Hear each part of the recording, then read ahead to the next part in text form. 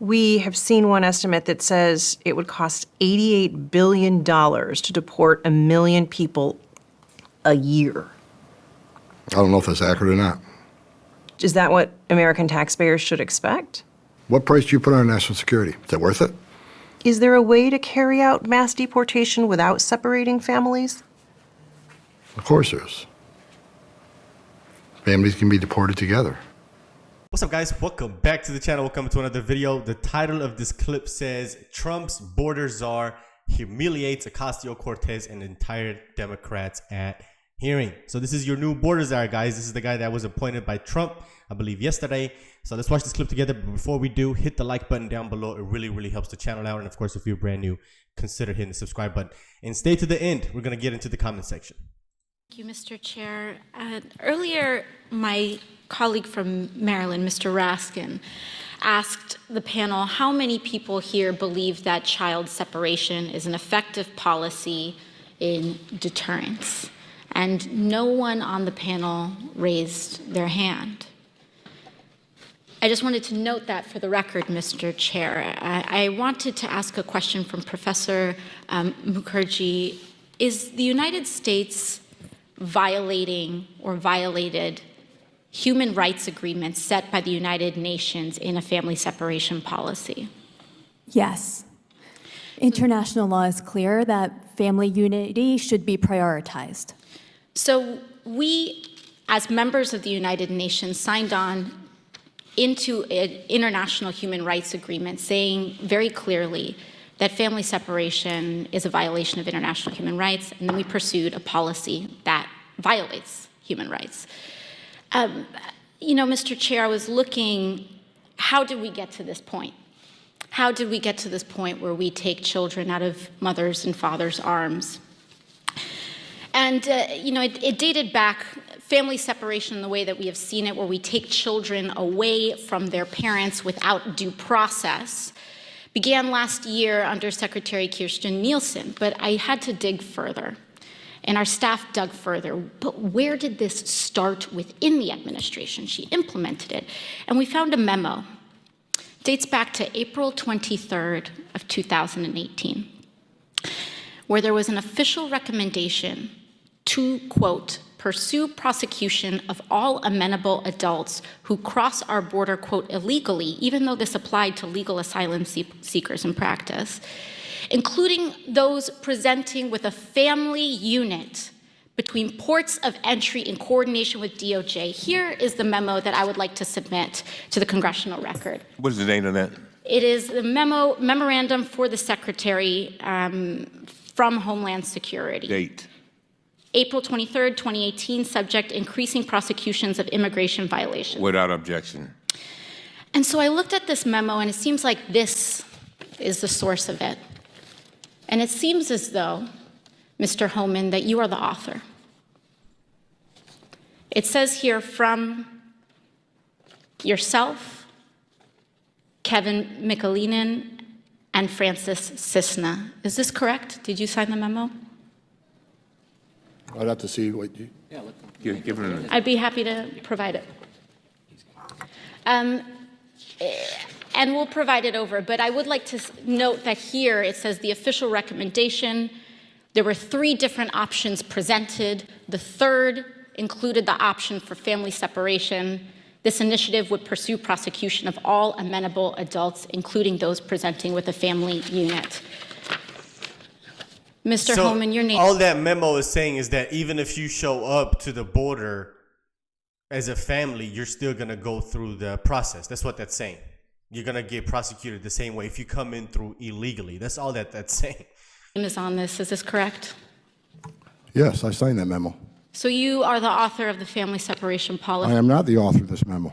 You're not the author, but you signed the memo. Yes, a zero tolerance memo. So you provided the official recommendation to Secretary Nielsen on for the United States to pursue family separation.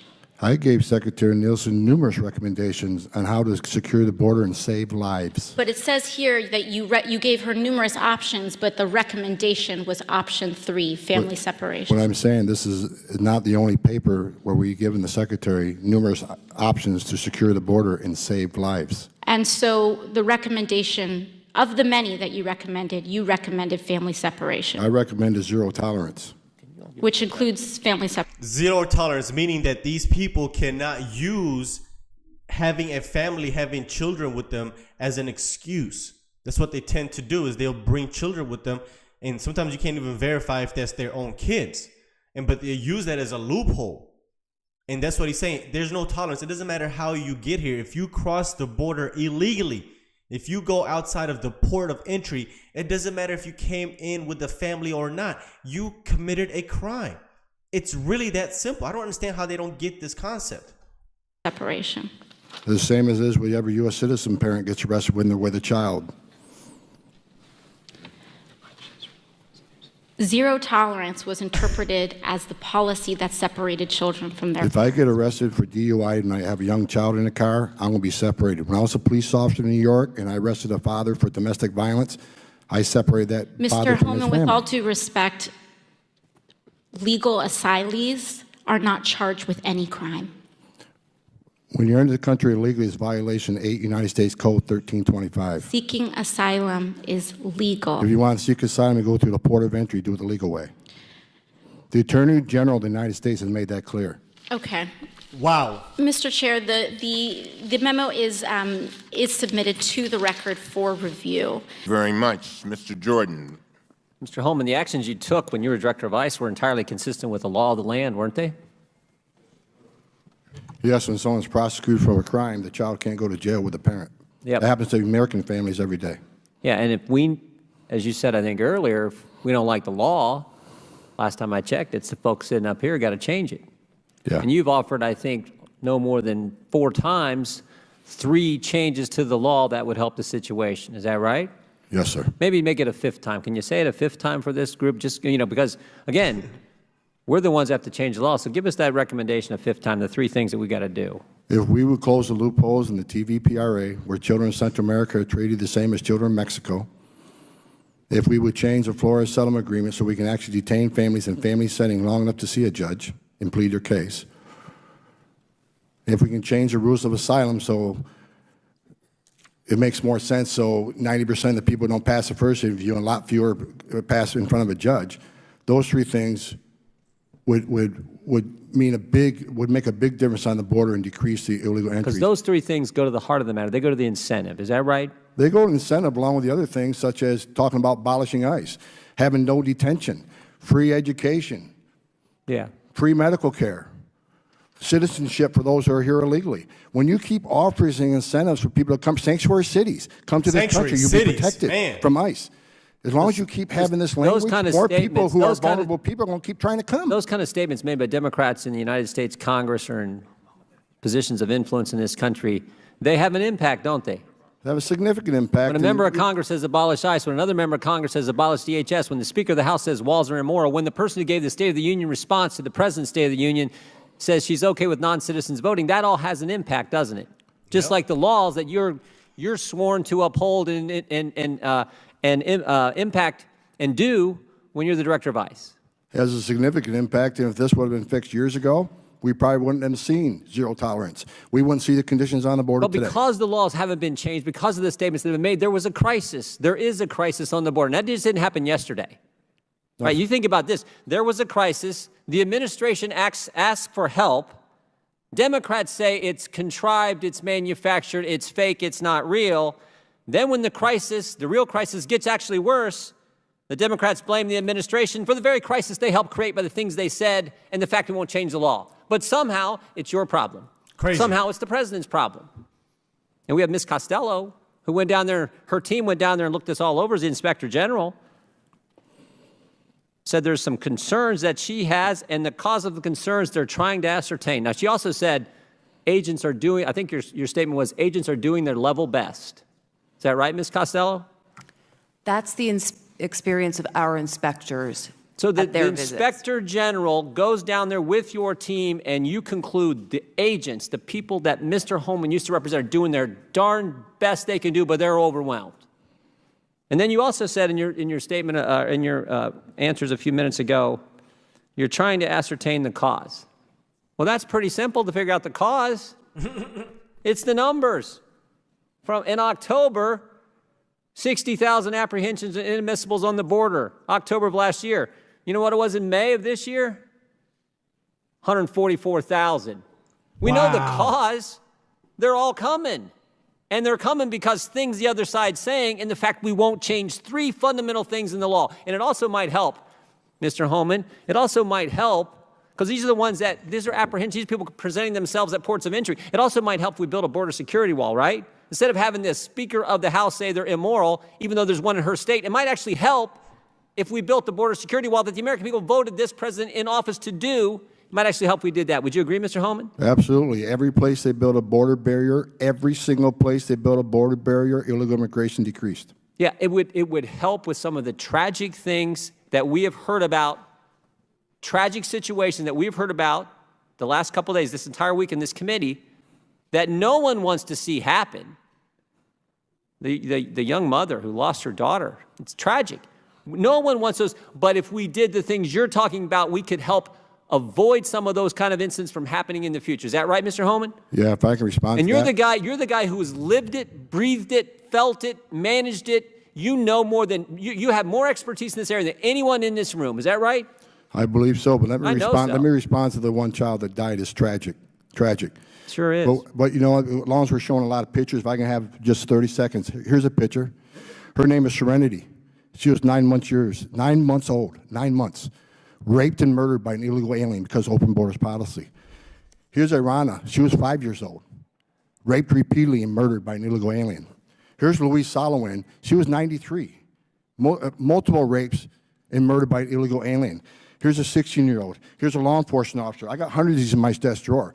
So I've seen tears for people today, and I understand that. It's tragic when anybody dies. But let's not forget the angel moms and dads who I've all met and got to know. Their children died, and they're separated forever. Wow. It's not a matter of location. They're dead. And a secure border would help prevent some of this. Sanctuary cities does not help this. Sanctuary cities this will increase because of the push of sanctuary cities. Come to our country, we'll protect you. You can even commit a crime, be in our county jail. We're not going to ice into the jail. So he'll go out, recidivism rates, anybody can look them up. 50% reoffend the first year, up to 75 recidivate within 5 years. They're in the country illegally in violation of federal law. They're locked up in a county jail. Let us have access to them and do our job. Wow, wow, wow, wow. Wow. Trump has put the right man in the right position. He's passionate about this. This is, you could tell this situation is eating him up within the core. You could tell he's losing sleep over this. I could just feel it. I could just tell. Wow. All right, let's read the comments. First comment says 10,000 likes. It's not a human right to illegally enter another country and expect them to look after you. I mean, the entitlement is crazy. Next comment says 11,000 likes. This is why the Democrats lost. Next comment says illegal is illegal. Do you get it? Almost 10,000 likes there. Somebody says seeking asylum and illegal entry are two separate topics. She can't grasp that concept because she's dumb as a rock. You can't argue one point by using another's point's concept. Apparently, they don't teach this extremely basic principle in school anymore. They don't understand the difference between asylum seeking at a port of entry and illegally jumping a fence. Like, come on now, make it make sense. And these are the people that y'all elect to be in office. Next comment says, he says that once families won't be separated, they can live together. Next comment says, I'm an American citizen who is retiring in South America. I have to qualify to be allowed to stay here by submitting a criminal background check and proof that I am a solvent and able to support myself. Why should this be different in USA? 4,000 likes. It's crazy because these people don't realize that every country has their own border laws and border policies. In most countries, almost all of them, don't allow illegal immigration. You can't just go up into another country and just say, hey, I'm about to live here. Like, no other country allows that. No country allows that. Trust me. This comment says, those who crossed illegally jeopardized family togetherness not those who uphold our laws. Whew. Wow. Wow. Powerful comment there. Those who crossed illegally jeopardized family togetherness, not those who uphold our laws. Great comment. Next one says, how stupid are the people who vote for her? And last comment says, finally a border czar with cojones. I agree. Don't separate the family. Go back together. There you have it, guys. There you have it. Your new border czar, and he is ready to get to work. Let me know what you think. Let's talk about this video in the comment section. Hope you enjoy the content. Hit the like button down below. And of course, if you're brand new, consider hitting the subscribe button. I'll see you guys on the next one. Peace.